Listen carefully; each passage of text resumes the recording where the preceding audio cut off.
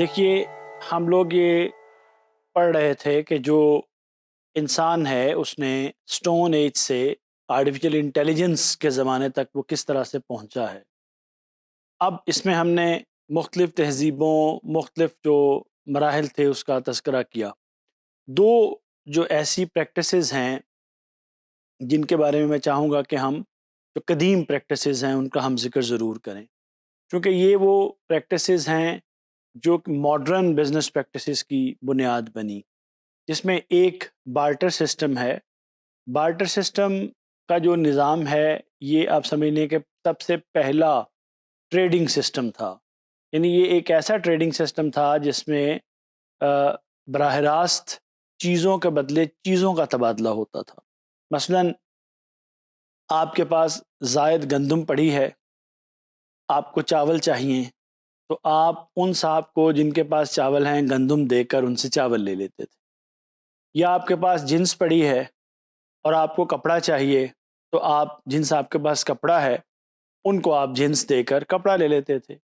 اسی طرح جو دوسری مصنوعات تھیں، جو دوسری خدمات تھیں، ان کا بھی تبادلہ کر لیا جاتا تھا۔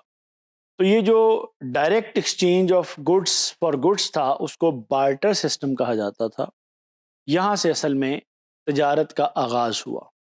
اس سسٹم کے اندر بہت اچھی باتیں بھی تھیں اور اس سسٹم کی کچھ حدود بھی تھیں، کچھ لیمیٹیشنز بھی تھیں، لیکن اس کا تذکرہ میں نے آپ کے سامنے اس لیے کیا ہے کہ یہ کئی صدیوں تک انسانی تہذیب میں بزنس کے اندر یہ ایک ایکسچینج سسٹم کے طور پر رائج رہی۔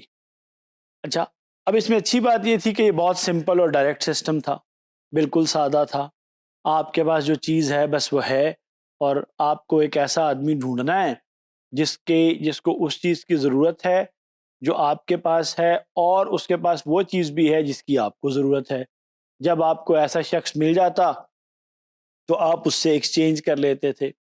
اچھا، جس وقت انسان لمیٹڈ سپیسز میں رہتا تھا یا محدود جگہوں پہ رہتا تھا، اس کی جو جیوگرافیکل موومنٹ تھی وہ بہت زیادہ نہیں تھی، تو ایک ہی مطلب گاؤں ہے یا شہر ہے جہاں وہ بھی ہے جس نے اناج پیدا کیا ہے، وہ بھی ہے جس کے پاس دودھ ہے، وہ بھی ہے جو خدمات انجام دے رہا ہے، وہ بھی ہے جس کے پاس لیدر ہے یا جس کے پاس کپڑا ہے، وہ بھی ہے جس کے پاس کوئی سواری ہے، وہ بھی ہے جس کے پاس کوئی اوزار ہے یا اوزار بنانے کا فن ہے۔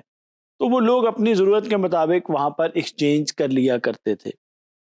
لیکن یہ جو سسٹم تھا، اس سسٹم کے اندر کچھ خامیاں بھی تھیں اور اس کے اندر کچھ مسائل بھی تھے۔ مثلا سب سے پہلے تو یہ کہ کوئی سٹینڈرڈ آف ویلیو نہیں تھا۔ ایک آدمی کہتا ہے جناب میرے پاس جو ہے اس کی تو قدر بہت زیادہ ہے، اور دوسرا آپ کے پاس جو ہے اس کی تو قدر کم ہے۔ تو یہ طے کرنا مشکل ہو جاتا تھا بعض اوقات کہ کس ریٹ کے ساتھ چیزوں کا آپس میں تبادلہ کیا جائے گا۔ اچھا، یہ ایک بڑا پرابلم تھا۔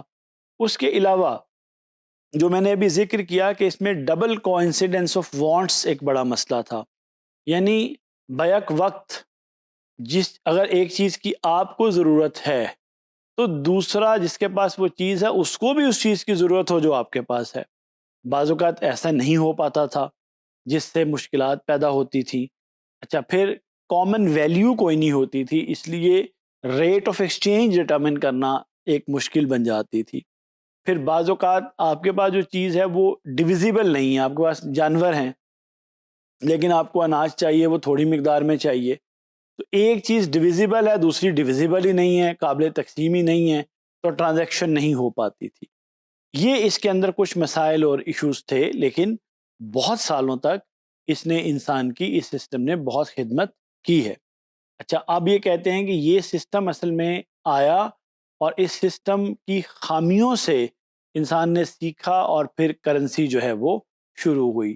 تو لہٰذا ہم کہہ سکتے ہیں کہ جو بارٹر سسٹم ہے وہ ایک قدیم اور ابتدائی سسٹم تھا کاروبار کرنے کا، اور ہم اس کے بارے میں آنے والے ماڈیولز میں اور تفصیل سے پڑھیں گے۔ ابھی تک کے لیے اتنا ہی کافی ہے۔ شکریہ۔